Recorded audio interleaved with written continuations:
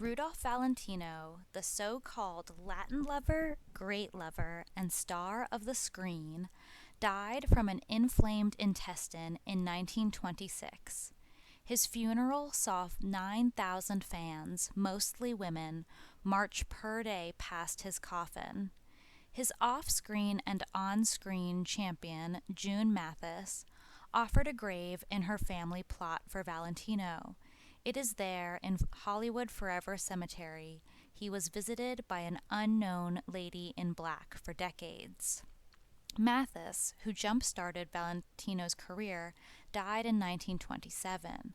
She was interred in the adjoining crypt that she purchased for herself. Valentino was never moved to a new location, and he remained in the crypt next to Mathis. The two are interred side by side. But how did Rudolph Valentino die? Research in the 2000s revealed cocaine use can directly cause peritonitis, the very thing Valentino died of. According to the Journal of the Royal Society of Medicine in 2006, following cocaine abuse, the usual cause of an acute abdomen is a prepyloric perforation. In addition, crack, the free-form use of cocaine, causes similar problems to those encountered with cocaine abuse, such as gangrenous bowel and perforation. Crack abuse is more likely to cause an upper gastrointestinal perforation, which is uncommon with just cocaine abuse. These perforations may be why Valentino's doctors were so confused back in 1926, and actually caused sepsis in his body from their lack of knowing where to cut and what to cut out. Crack abuse also causes ischemic colitis, which presents with abdominal pain. Crack-induced gastrointestinal injury is similar to that of cocaine because vasoconstriction occurs. It is not clear why crack abuse causes upper gastrointestinal perforation rather than bowel gangrene. One possible explanation is due to the increased intragastric pressure associated with the smoking of crack, which may in part be due to increased air swallowing and breath holding. This video will explore Valentino's dive into spiritualism and other drug-friendly endeavors. Again in 2024, a study was performed, and cocaine-induced ischemic colitis is a rare occurrence in a surgeon's clinical experience. This condition has to be confirmed through colonoscopy and often resolves without the need for surgery, although a small number of cases advance to peritonitis, necessitating surgical intervention. It may be that this cocaine-induced condition is what Valentino suffered from, and unfortunately surgical intervention did not save the movie star. On August 15, 1926, Valentino collapsed at the Hotel Ambassador on Park Avenue in Manhattan. He was hospitalized at the New York Polyclinic Hospital. Following an examination, he was diagnosed with appendicitis and gastric ulcers. Surgery was performed immediately. His condition would eventually be referred to as Valentino's syndrome, perforated ulcers mimicking appendicitis, and perforated ulcers are common in cocaine users. After surgery, Valentino developed peritonitis and sepsis, and he died that same month at the age of 31.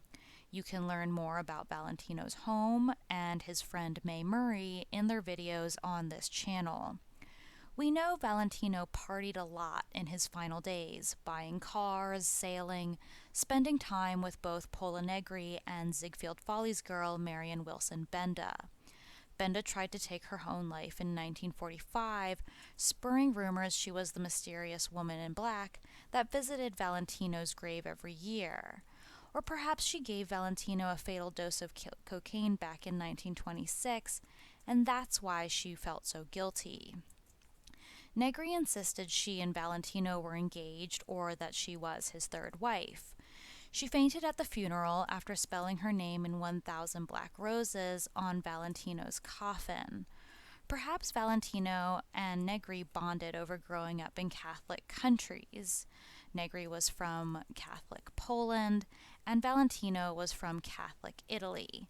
However, growing up there in a decent family, he decided he did not want to work in the dusty and hot conditions of Italy and would rather dance on the stage.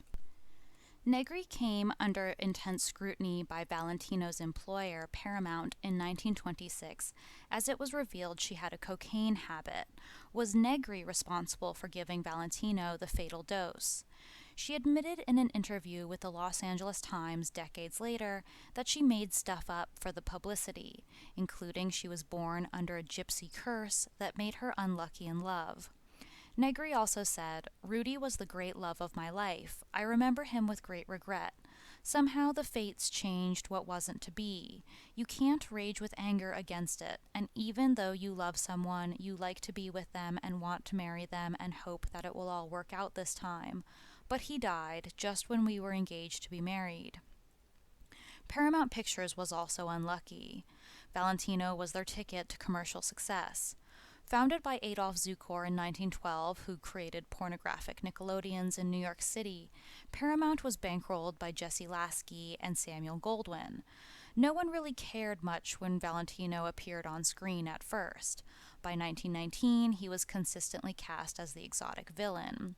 The New York City dancer and gigolo date for wealthy New York women, including heiress Blanca de Sales, carved out a career in bit parts for himself. But his appeal remained with immigrants. De Sales was Chilean, for example. Millions of Europeans came to the coasts of America in 1919 with the collapse of Tsarist Russia. And knowing the risk, President Wilson passed the Immigration Act of 1918, which deported anarchists, Bolsheviks, and communists. 1920 was an all-time high for American immigration, with nearly 15% of the American population fully immigrant that year. Ethnic replacement has only worsened since then. It was a bit part as a cabaret parasite in the drama Eyes of Youth that Valentino caught the attention of screenwriter June Mathis, who thought he would be perfect for her next film. Here was an actor who could dance, sing, and more importantly, capture the immigrant audience vote for years to come. Zionists Lasky and Goldwyn salivated at the mouth for such an actor. Future wife Natacha Rambova said of him, "I saw a slender, boyish, athletic-looking Adonis with dark, fervent eyes of romance and frank, honest smile that completely won my heart." But Valentino had a thorn in the studio's side. His second wife wouldn't give him up so easily to the studio system. In 1917, Valentino joined an operetta company that traveled to Utah, where it disbanded. He then joined an Al Jolson production of Robinson Crusoe Jr., which was traveling to Los Angeles. For Valentino's first follow-up film to the million-dollar grossing Four Horsemen of the Apocalypse, thanks to June Mathis, Metro forced him into a bit part in a B film called Uncharted Seas. On this film, Valentino met his second wife, Natasha Rambova, who was from Utah, and they may have bonded over their love of operetta. That same year, in 1921, Valentino's first wife, Jean Acker, successfully sued for divorce, and courts found that she, likely a lesbian, deserted Valentino after never consummating their marriage. Their divorce was finalized in 1923. Rambova and Mathis and Valentino began work on the Alla Nazimova film Camille in 1921. Valentino was cast in the role of Armand, Nazimova's love interest. The film, mostly under the control of Rambova and Nazimova, was considered too avant-garde by critics and the public. If you see Nazimova's film Salome on YouTube, you'll understand. It showcases Rambova's intense talent as a costume and set designer, however, and she made a living making haute couture in France and New York City in later life. In Rambova's work, we see the inspiration by British artist Aubrey Birdsley, who you can learn about on this channel. After quitting Metro, Valentino took up with famous players Lasky, which would become Paramount Pictures, a studio known for films that were more commercially focused, especially on immigrant audiences. It was Paramount that gave Valentino the name Latin Lover. June Mathis soon joined him there, angering Rambova. So who was Valentino's second wife? Natasha Rambova was born Winifred Kimball Shaughnessy in January 1897, and she died in June 1966. She was an American film costume designer, set designer, and occasional actress. She was one of the few female design heads for Hollywood studios in the 1920s. In her later life, she pursued other interests, especially Egyptology, a subject on which she became a published scholar in the 1950s, and Yale University holds her work. Rambova was born into a well-to-do family in Salt Lake City, Utah, who were members of the Church of Jesus Christ of Latter-day Saints, or Mormons. She was raised in San Francisco and educated in England before beginning her career as a dancer, performing under Russian ballet choreographer Theodore Kozlov in New York City. She would then live with Kozlov, 15 years her senior. While dancing under him, she adopted the Russian-inspired stage name Natacha Rambova, perhaps taking an identity he had made for her or adopting a new identity for herself. She was 5 feet 8 inches tall and considered too tall to be a classical ballerina, but was given leading parts by the then 32-year-old Kozlov, who became her lover. Rambova's mother was very concerned upon discovering the affair, as Rambova was a minor, 17 years old at the time, and she tried to have Kozlov deported on statutory rape charges. Rambova retaliated against her mother by fleeing abroad, and her mother ultimately agreed to her continuing to perform with the company to avoid losing her daughter forever. Rambova's mother ended up being proven right about the danger that was Kozlov. Around 1917, Kozlov was hired by Cecil B. DeMille as a performer and costume designer for DeMille's Hollywood films, so he and Rambova relocated from New York to Los Angeles. Rambova carried out a lot of the creative work as well as the historical research for Kozlov. He would steal her sketches and claim credit for those as his own. When Kozlov started work for fellow Russian film producer Nazimova at Metro in 1919, he sent Rambova to present some of the designs. Nazimova requested alterations and was impressed when Rambova was able to make those changes immediately in her own hand. Nazimova realized Rambova was the true genius and offered her a position on her production staff as an art director and costume designer, proposing a wage of up to $5,000 per picture, or over $73,000 today. Rambova immediately began working for Nazimova on the comedy film Billions of 1920, for which she supplied the costumes and served as art director. She also designed the costumes for 2 Cecil B. DeMille films in 1920, Why Change Your Wife and Something to Think About. You can still see her art director designs for Forbidden Fruit of 1921 today. While working on her second project for Nazimova, Aphrodite, which never was filmed, Rambova revealed to Kozlov that she planned on leaving him.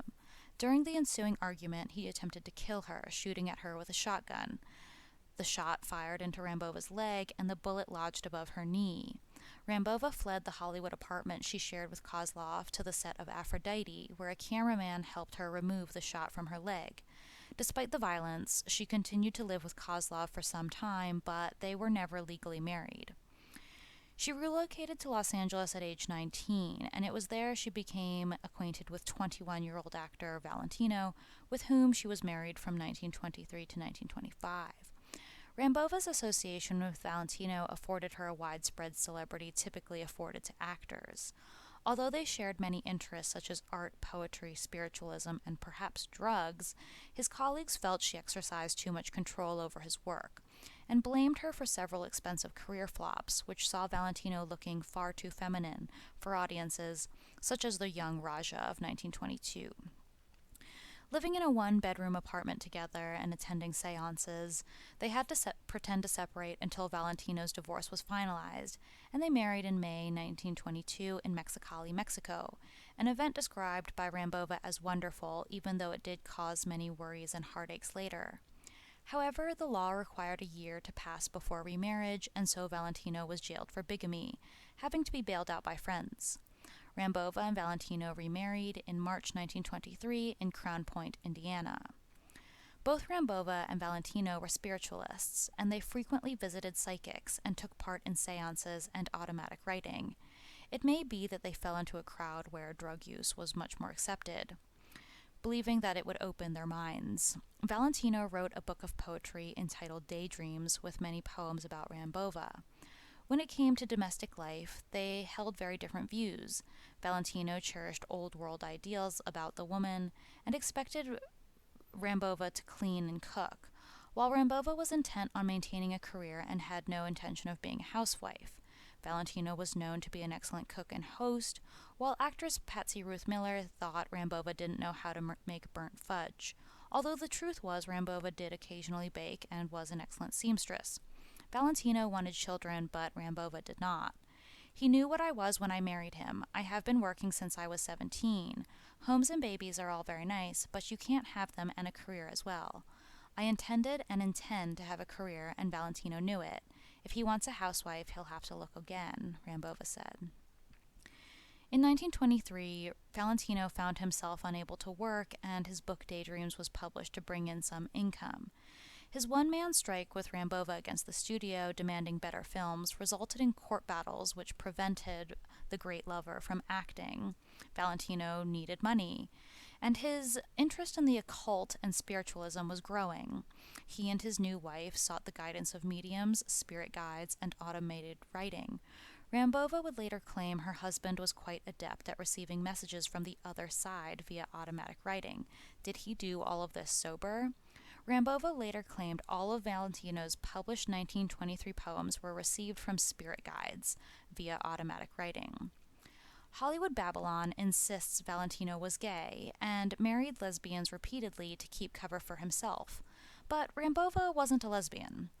In July 1926, the Chicago Tribune reported that a vending machine dispensing pink talcum powder had appeared in an upscale hotel's men's washroom. An editorial followed, and it used the story to protest the feminization of American men.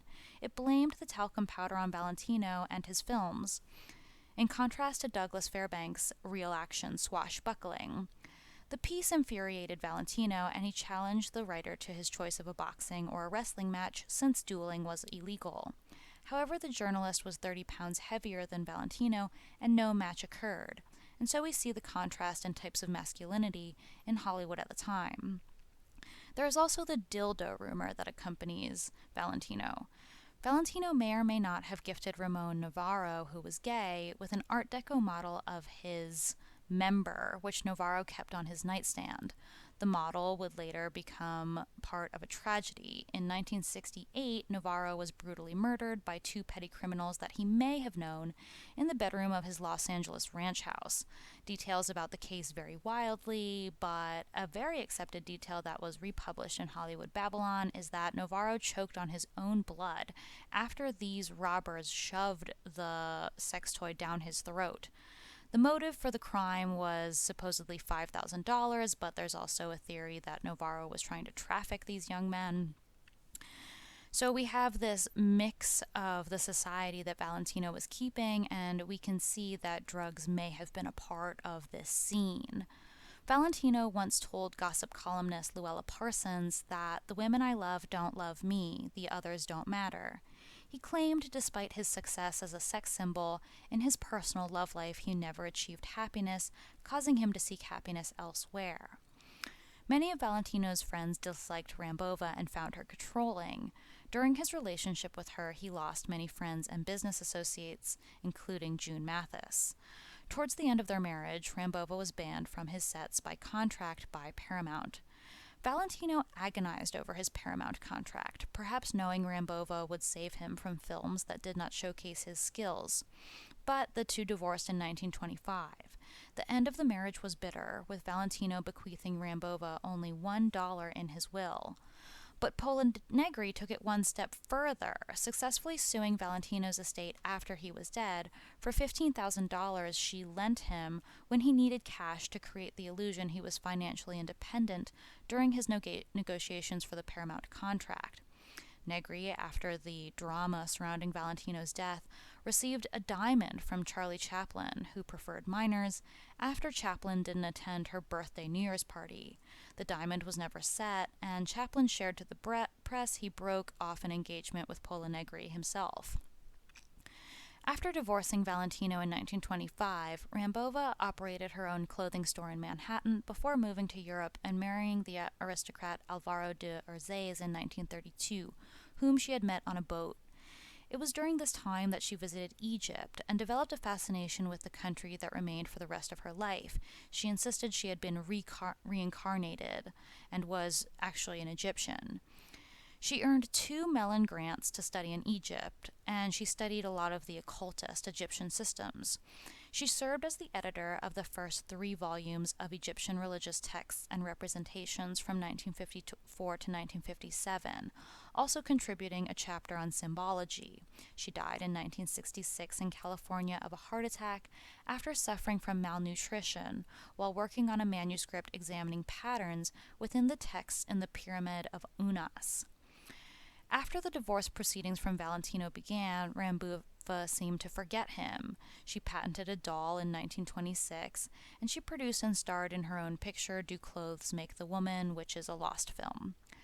The distributor for this film took the opportunity to bill her as Mrs. Valentino and change the title to When Love Grows Cold. Rambova was horrified by these changes. The film did garner some press due to it being Rambova's first screen credit.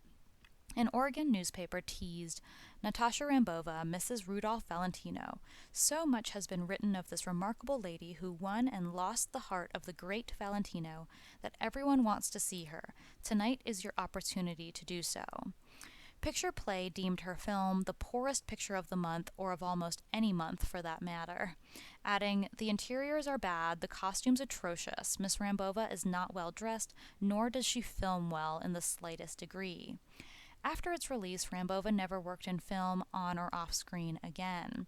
3 months later, Valentino would be dead, leaving Rambova inconsolable. She purportedly locked herself in her French bedroom for 3 days. When she emerged, she asked to speak to mediums to talk to her late husband. Though she did not attend Valentino's funeral, she sent a telegram to his business manager, George Ullman, requesting he be buried in her family crypt at Woodlawn Cemetery in the Bronx, and this request was denied. After Valentino's death, Rambova relocated to New York City, where Valentino had lived, possibly retracing his footsteps. There she immersed herself in several endeavors, appearing in vaudeville at the Palace Theater and writing a semi-fictional play entitled All That Glitters, which detailed her relationship with Valentino, and concluded in a fictionalized happy reconciliation. She also published the 1926 memoir, Rudy, an intimate portrait by his wife, Natasha Rambova, which contains memories of her life with him. The following year, a second memoir was published entitled Rudolph Valentino Recollections, in which she added a final chapter by asking that only those ready to accept the truth read on. What followed was a detailed letter supposedly communicated by Valentino's spirit from an astral plane, which Rambova claimed to have received during an automatic writing session. While residing in New York, she frequently arranged seances and was generally devoted to Valentino's spirit. She claimed to have been in contact with him throughout her life, even after he died. In the early 1950s, Rambova developed scleroderma, which significantly affected her throat, impeding her ability to swallow and speak. In 2018, the association between cocaine abuse and scleroderma was rarely described, but was explored by a group of Brazilian scientists. 2 new cases of the association were presented in 2 young adults. After using inhaled cocaine for a few years, they were diagnosed with scleroderma, just like Rambova was. The authors performed a literature search and found only 8 previously published cases, so doctors would have had a hard time linking cocaine use with Rambova's throat ailment. The clinical pictures of the patients in the Brazilian study showed a predominance of vascular involvement associated with cocaine use, including ulcers. The presence of drugs complicates a clear understanding of the role of cocaine in scleroderma patients. Alcohol can also have a huge impact. In her memoir, All That Glitters, Rambova claims that up until Valentino's death, they had telephoned regularly and had forgiven each other. She remained steadfast that had it not been for his death, the couple would have reunited. Let's read one of Valentino's poems from his book Daydreams and see what it can tell us. O gladness shining bravely from out the eyes of youth, be strong in your belief of good, of valor, and of truth. For soon enough, too soon enough, the gladdest light meets doubt, then flickers, flutters just a bit, but doesn't quite go out. O sadness peering divinely from out the years of age, be strong in your belief of good, to youth still be the sage. For soon enough, too soon enough, the saddest light in doubt flickers, flutters, flickers, and finally goes out.